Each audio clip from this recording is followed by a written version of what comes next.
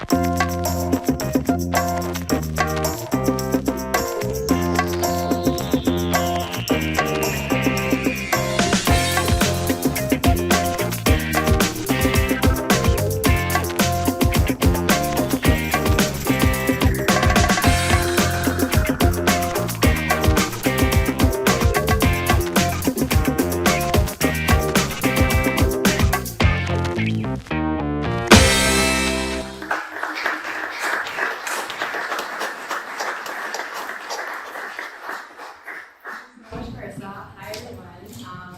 you so much for being here today on this very rainy morning. Thank you to the Morning teams for having me, and thank you so much, Marissa, who has been the one who I've been in communication with this whole time, and who's been so generous with letting support to me as I have prepared for this. So, as you all know, the theme for this month is reflection. And before I dive into the topic, I'm just going to share a little bit about myself. My name is Imran, and I, as Mirza mentioned, I am a PhD candidate. I am an artist and illustrator. I'm a mom. I grew up in Pakistan and moved to the US about 10 years ago. And I've been based in Cincinnati for since 2020.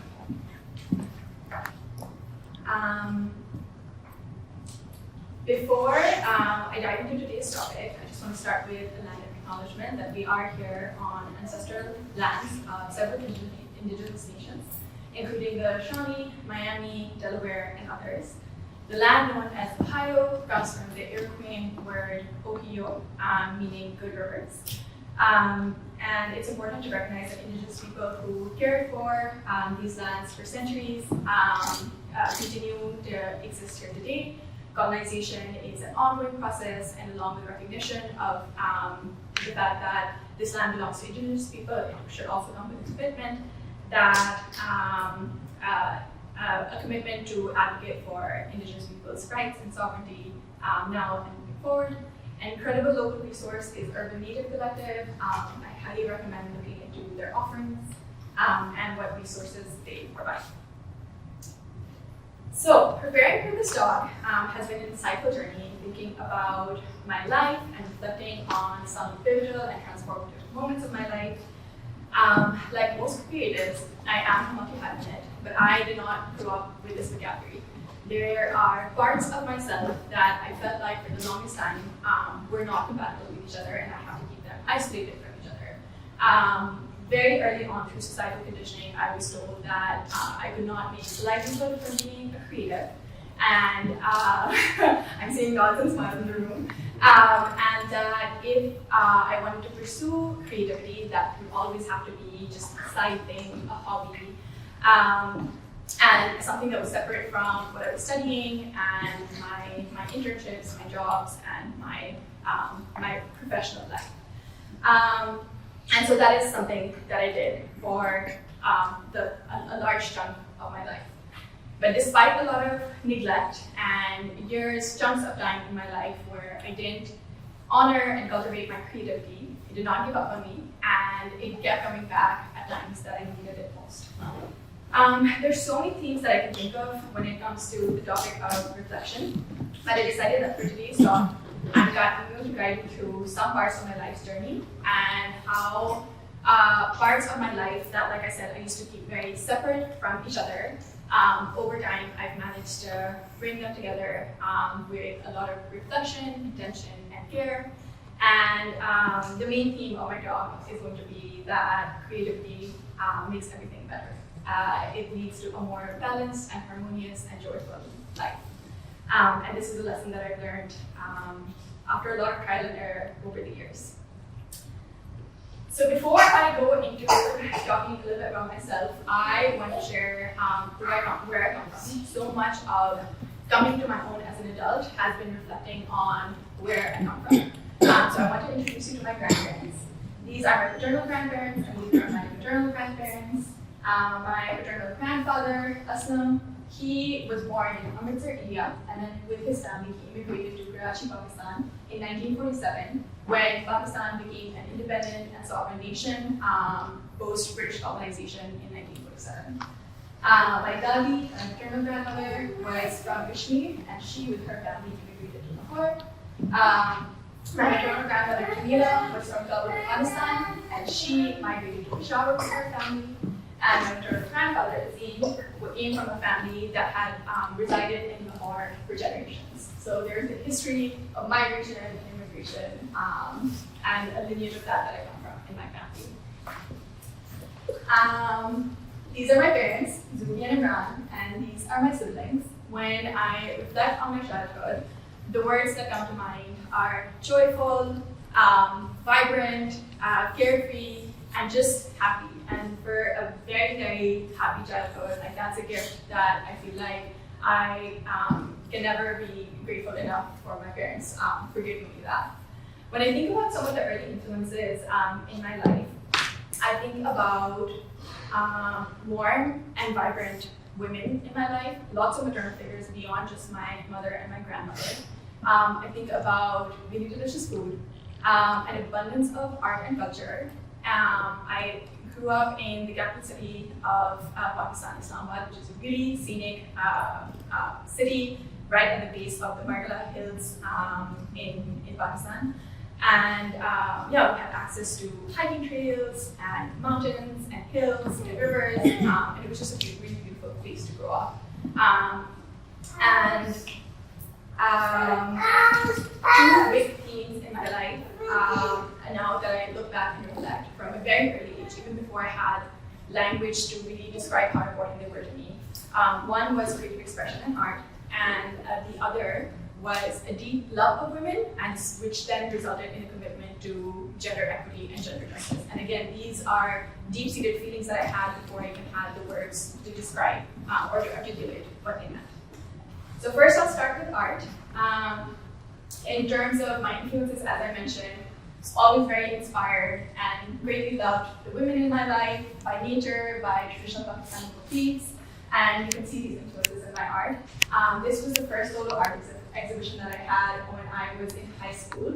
The theme was Behind Her Eyes, and the idea was when women close their eyes, when they're in a world of imagining, what are they thinking about in terms of what type of worlds they're building for themselves and their communities. I painted a mural in my room.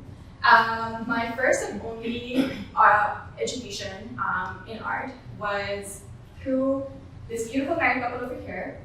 They're both professional full-time artists that used to have an art class on weekends at their house. That's Hajar Mansoor and Mansoor Rahi. And on and off for several years through middle school and high school, I would enroll in their classes whenever I had time and whenever race in academic life allowed for me to take these classes. And they really laid my foundation in art. They taught me various mediums, oil painting, watercolors, pastels, charcoal, pencil. And more than that, they taught me how to really think and see like an artist. My mom used to drive me to these art classes because it was quite far away from my house, and she would wait outside for the 2 hours that I would be in the class. So anything and everything creative that I do, I owed early encouragement from my mom and my teachers who really taught me how to create art. And then the other thing that I mentioned is gender.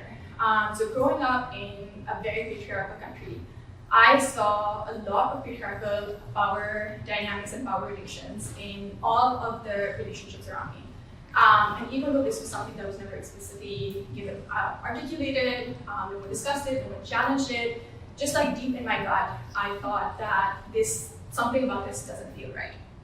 When I was in middle school, I had a teacher. Her name was Valerie Khan. She moved from France to Pakistan, and she used to teach French at my school, and she also ran a nonprofit, which was a women's shelter for survivors of gender-based violence. And through her, I got introduced to her nonprofit, and I started volunteering there at the age of, I think, 12 or 13. And part of my volunteer work was to interview survivors. They still have some of the case studies and survivor stories that I pulled from their, this is a screenshot from their website. They still have it on their website. But yeah, this is easily over 15 years old that I did this. But yeah, talking to the survivors, hearing from them about their stories, documenting them, this was the first time that I was like in a formal context of being introduced to gender justice work, and two, realizing the prevalence of the patriarchy and its consequences on the lives of women, and how devastating the consequences of gender-based violence could be. And so year after year, I kept going back and volunteering every winter break, every summer break. And with every time that I went back to the organization and worked with survivors, my commitment to devote my career to gender justice kept growing stronger and stronger. So my first job after undergrad was working at a social enterprise called Popinjay. And I was the community development manager and managed a community of about 150 artisans who used to create hand embroideries. And those hand embroideries were placed on handbags that were then sold all over the world. And so again, part of my job here as a community development manager was not just to manage the work that they were making, but also to really talk to them about how we as an organization can better serve them, what are their concerns. And one of the things that we realized was that when, let's say, one of our artisans had 4 children, 2 girls and 2 boys, and they had limited income, in a situation like that, the family would always choose to educate the boys and not the girls in case of limited resources.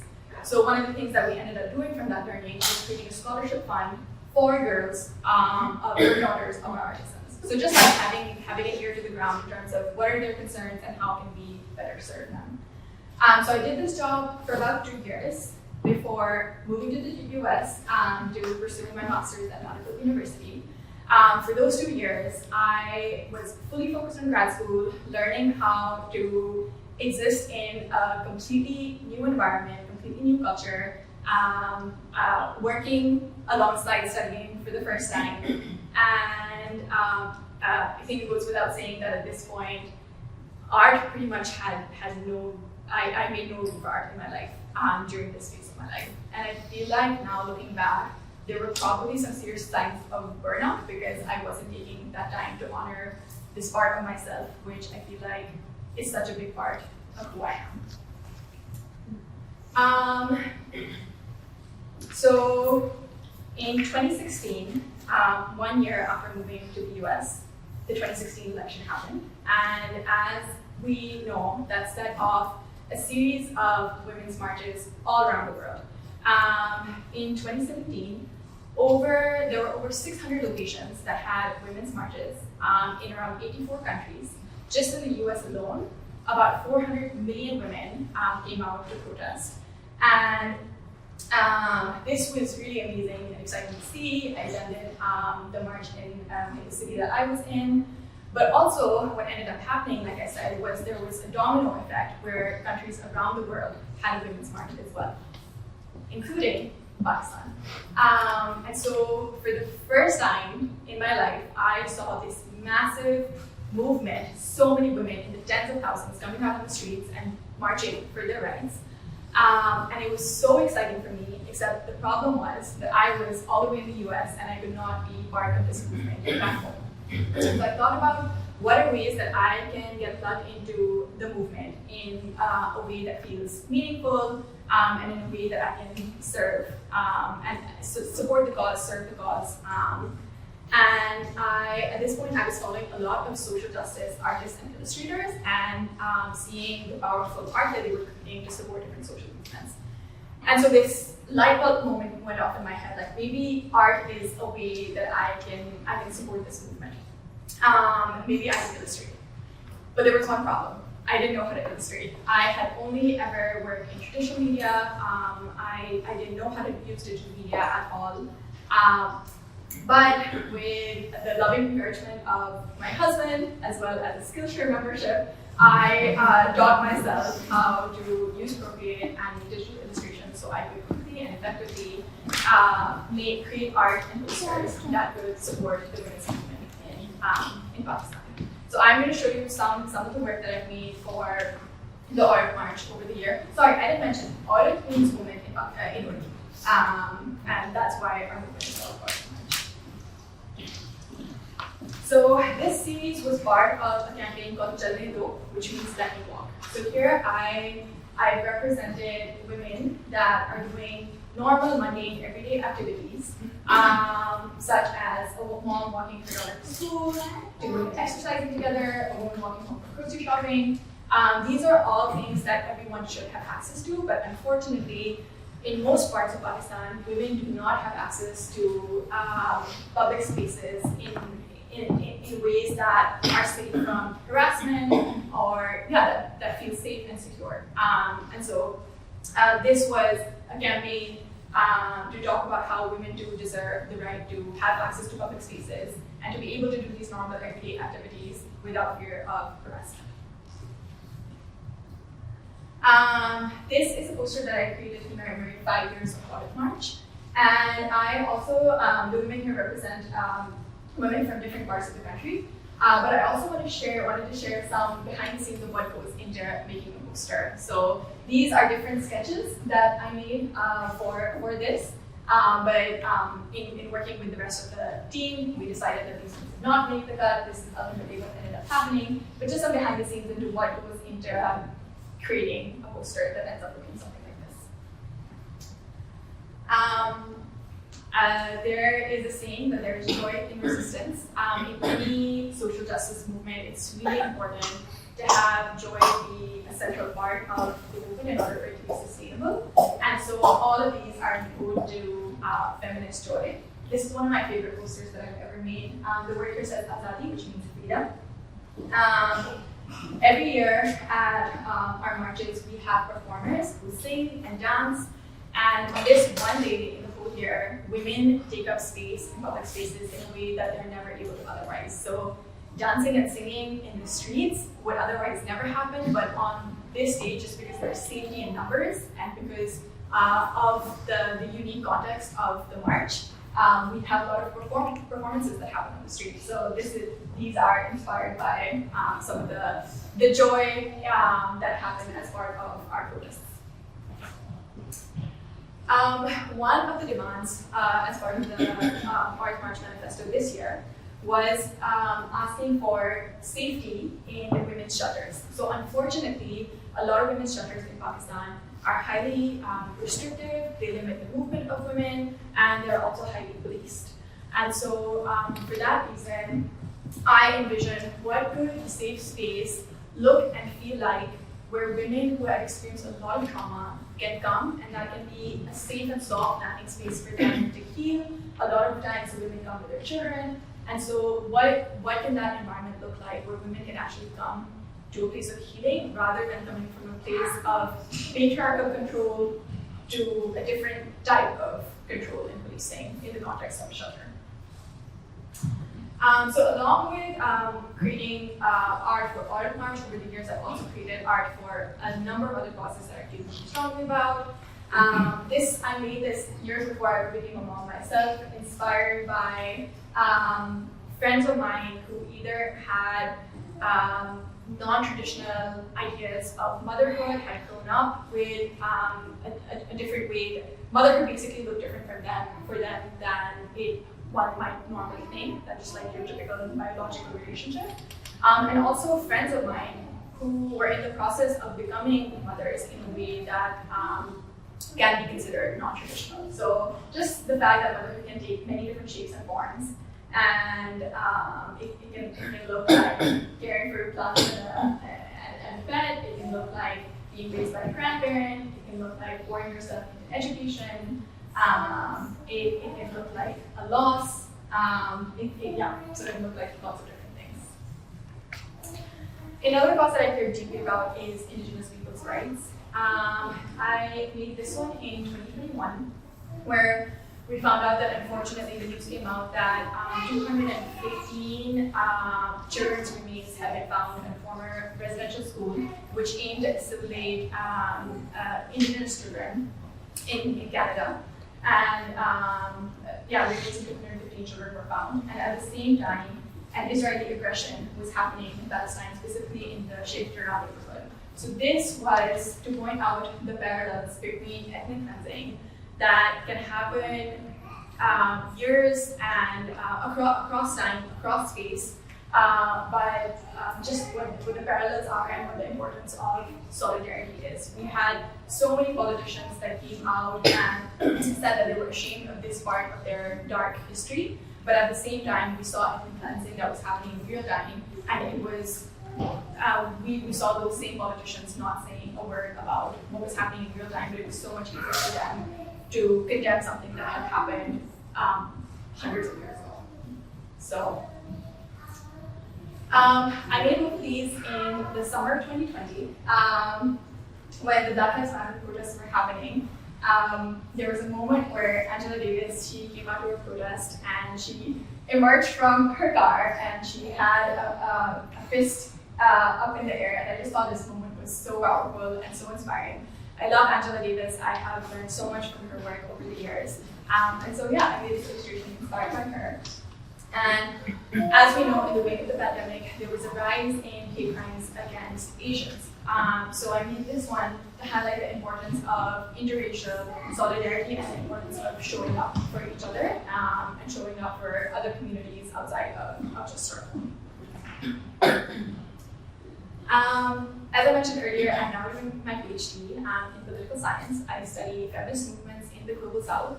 And this academic experience feels different from any other that I've had in the past. And the biggest reason being that I basically have been working on how do I merge this gender work that I do along with art. So now that I'm doing my PhD, for every paper that I write, for every presentation that I give, I often make illustrations and art to accompany them. So I feel like I'm able to express things through art that I might not necessarily be able to exclusively through words. So here's a talk that I gave on campus earlier this year, and as you can see, I've used my artwork here to support it. Another formal way that I've actually managed to blend art and academia is for the past couple of years, I've been working with a journal called International Feminist Journal of Politics in a design capacity, not as a writer or editor or researcher, but more as an artist. And so we hosted a conference in Ecuador last year, and I designed the poster for it. And then this is another poster that I designed for a workshop that I have coming up, that we have coming up next month. So this has just been a really, again, another formal way that I've been able to blend the two worlds.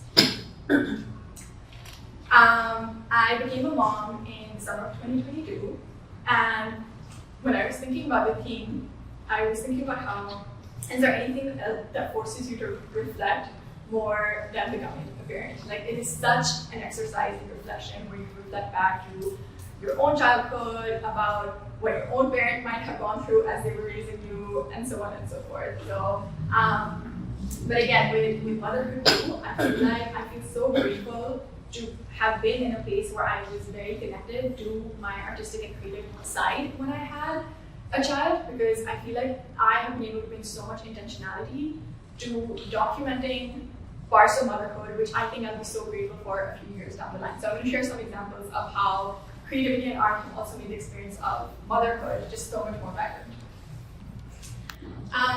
So I started an annual birthday tradition for my daughter, where every year for her birthday, I make an illustration documenting what her favorite things are at the time. So this was last year when she turned 1.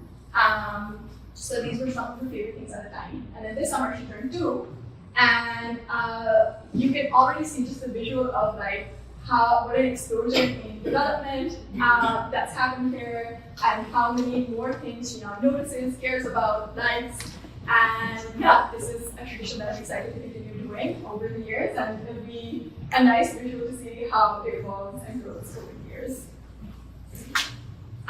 When my daughter started talking, for everyone that's been around little babies that start talking, it is the cutest thing that they have their own unique pronunciations for words. And so I knew that before I know it, she would be pronouncing things perfectly, she wouldn't be missing half the syllables in her words anymore. And before that was over, I wanted to preserve the way that she was pronouncing things at that time. So this is the vocabulary that she had at 12 months and the way that she used to pronounce words. And this was at 15 months.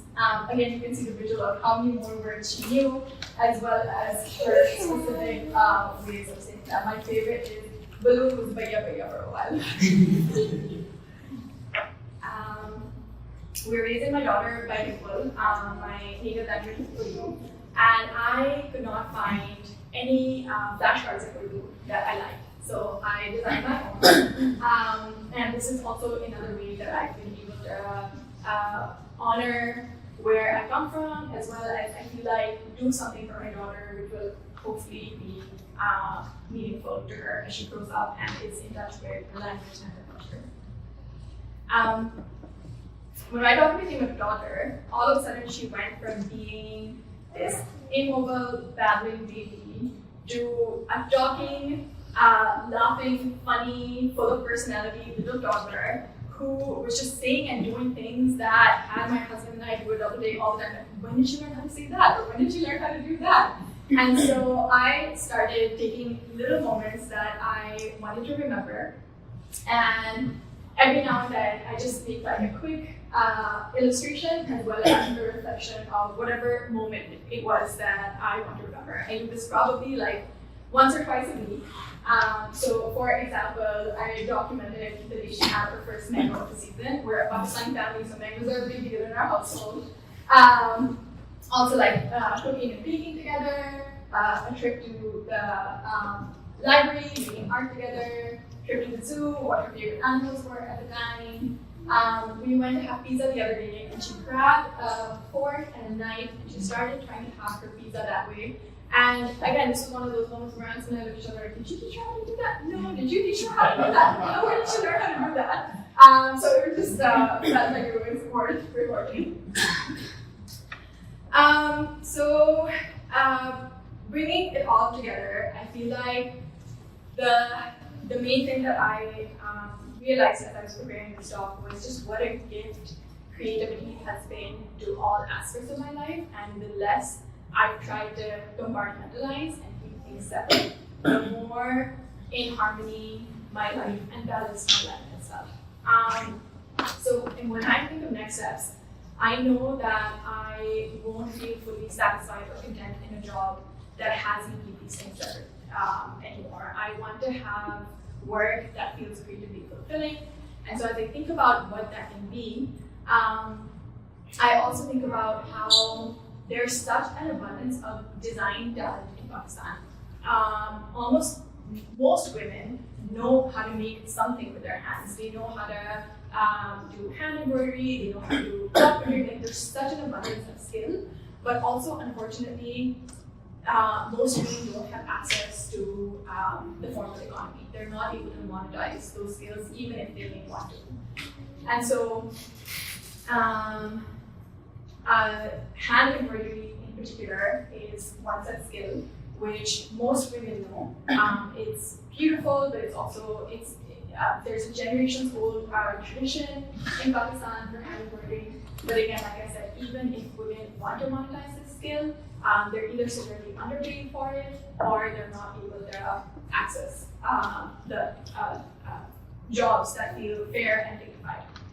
So, for the past couple of years, I have been working on a venture called Hani. Hani means create in Urdu.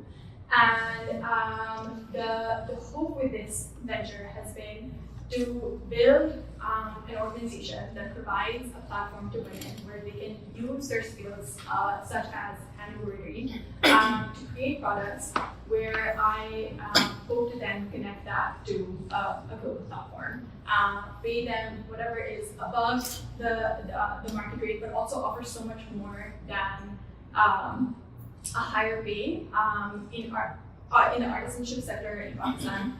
It is completely unheard of for artisans to have health insurance, for them to have a retirement plan, for them to have paid time off.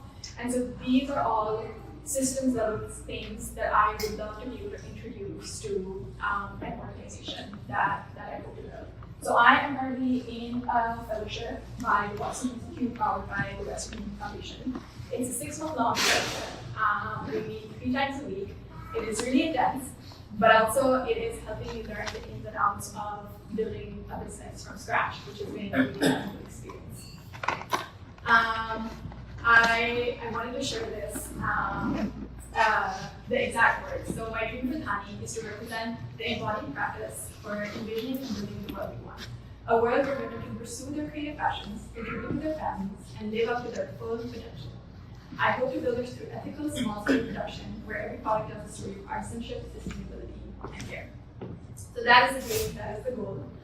After about a year of working on designs behind the scenes, I sent the digital files to my mom, who, when she came from Pakistan over the summer, she worked with a group of artisans, she had those products in. And we took part in our first market over the summer, where we exhibited tote bags and jackets that were hand embroidered. I also displayed some of my art prints. And this was a really, really valuable experience to be face to face with some potential customers, hear their feedback, work with that feedback moving forward in terms of how to incorporate that into our organization moving forward.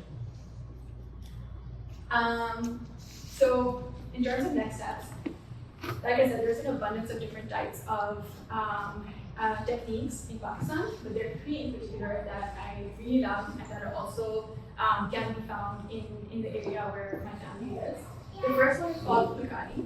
Fulkari, Ful means flower, Kari means work, so it literally means flower work, and it is hand embroidery that happens in floral motifs. And you can either have like small floral patterns spread out throughout a fabric, or it can completely cover a fabric like this. And when it's completely covered, then that is called a bagh, and bagh literally translates to garden. So if it's completely covered, then the word that's used for it is garden. Then there's block printing, where a drawing is made and carved on a block of wood, and that wood is then covered in paint and then stamped onto fabric. This is a really technical and labor-intensive process because it's all done by hand. It has to be lined up perfectly for it to look like a seamless pattern.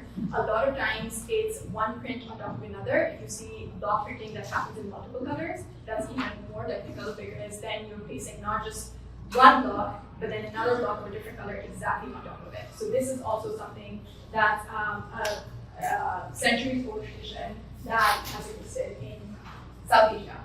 And then the third one is rani, which is a type of patchwork. It comes from the word ralanna, which means to connect or to mix.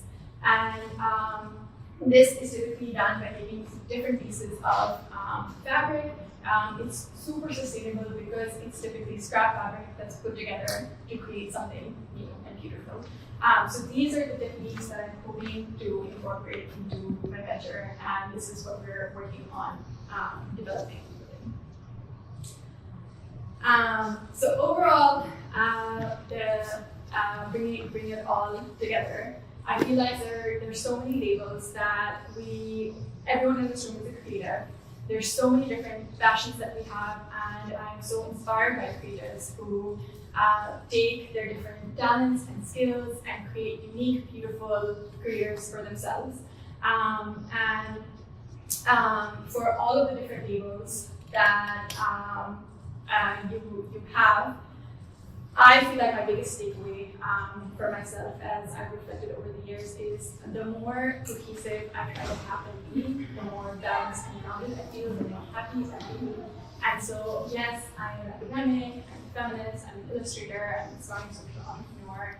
All of these identities feel like they feel a bit more intensified after becoming a mom, because I think about what type of world do I want to build, what type of change do I want to create, what type of impact do I want to have. All of that feels so much more urgent after becoming a mom. Ultimately, I think most creatives are multi-hyphenates. We all have an abundance of skills and talents and passions. And you shouldn't have to try to fit yourself into a box in order to make yourself easier for others to understand you. You should present yourself as your fully authentic version with all of your nuances, because that's where the magic is and the world needs your magic. Thank you.